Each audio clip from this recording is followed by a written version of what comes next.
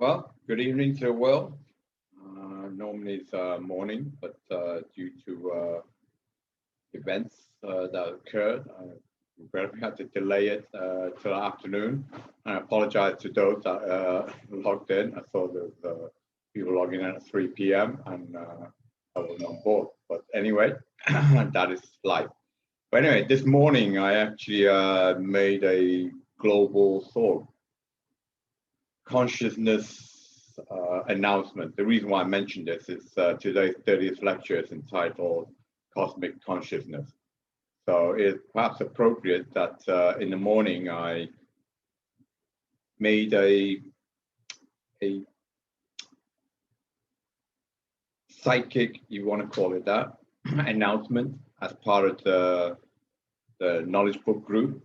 They were enlightened me to bring me on board and asked me to say a message to the world as part of the group consciousness to deliver love and peace to the world. Now, normally I don't, to be blunt with you, I normally don't go for that kind of stuff, but because of the love and the faith and the friendliness that organization has shown me, and they actually were pivotal in 2018 and 2019 to invite me to Istanbul at the Court of World Peace, which was the catalyst and the trigger point to my ultimately publishing God and this journey to God, journey of God, and journey by God. So that's why I felt a kinship to them.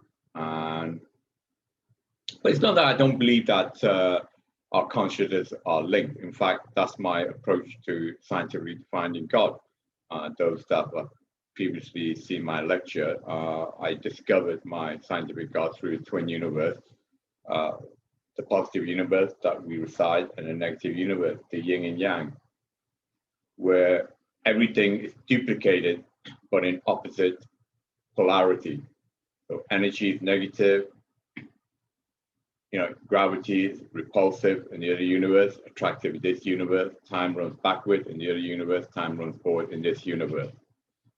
And consciousness I define as an energetic process. So if it's an energetic process, then it must obey the laws of thermodynamics. In other words, it must be conserved. So that means if it must be conserved, then all the consciousness on this side of the universe must also be balanced by all the consciousness on the other side of the universe. Therefore, if there's me thinking here, there's also me thinking in the other universe. But because entropy is also reverse polarity, then our existence do not exist. So in this state, as you know, a energy particle has a particle wave duality.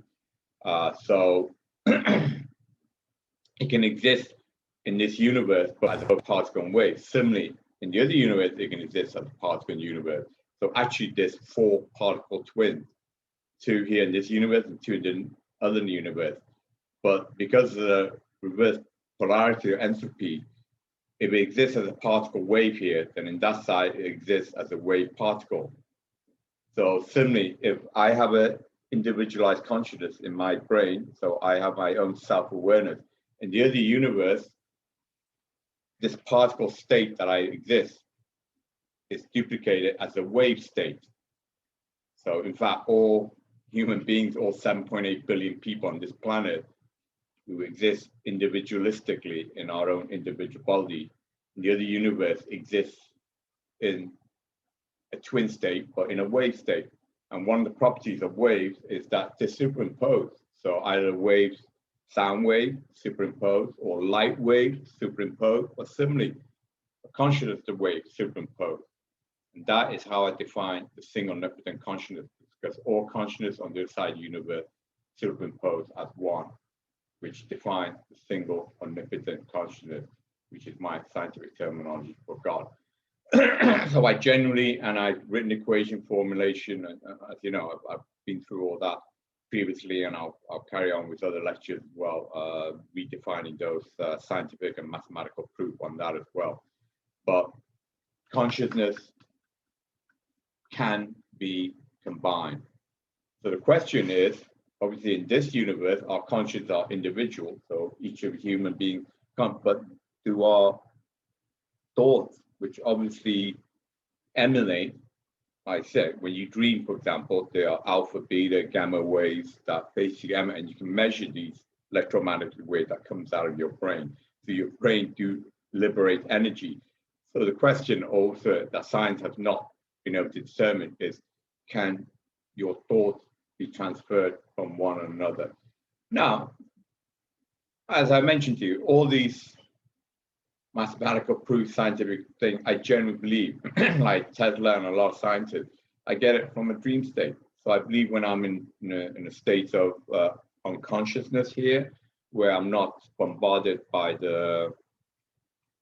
all the stimulus, the physical stimulus, our mind can basically relax and open up, and in a way link to the other consciousness, which on the other side of the universe is one with the Almighty, if you wanted to find it that. So I do believe through meditation, through other states, through those people that have death experience where they float out of the body, you could define that as a conscious state that is beyond the body state.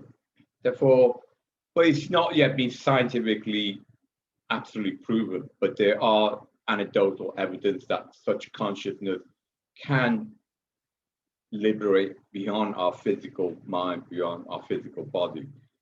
So in that sense, I felt, well, if I do believe the consciousness on the universe can be superimposed as a wave state, then if I believe that obviously our consciousness can generate these energy waves, which can be measured through your dream state, then maybe if we all as one